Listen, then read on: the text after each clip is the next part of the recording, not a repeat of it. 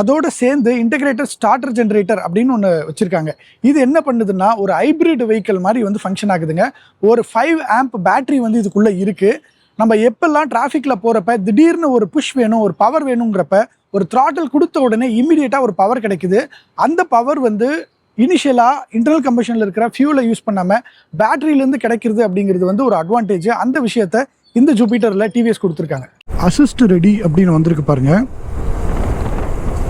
இப்படி அசிஸ்ட் ரெடின்னு இருக்கிறப்ப இப்போ நான் வந்து த்ராட்டில் வந்து டக்குன்னு முறுக்கிறேன். அசிஸ்ட் ஆன் வந்திருக்கு.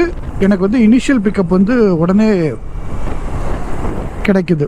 இன்டர்னல் கம்பஷன் இன்ஜினில் கிடைக்கிற அந்த பவரை விட இந்த இன்டகிரேட்டட் ஸ்டார்டர் மோட்டார் அது மூலயமா ஒரு இனிஷியல் பிக்கப் வந்து எனக்கு கிடைக்குது.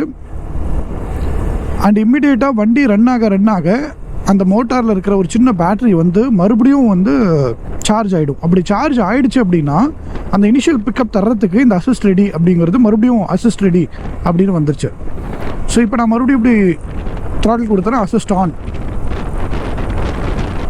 என்னால் அந்த இனிஷியல் பிக்கப்பை வந்து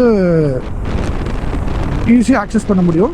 அதுக்கப்புறம் அந்த அசிஸ்ட் போயிடும், அவ்வளோதான். அது அசிஸ்ட் ஆன், அதுக்கப்புறம் வந்து அப்படியே ஆட்டோமேட்டிக்காக ஆஃப் ஆகிடும் அந்த இனிஷியல் புஷ் கொடுத்த உடனே.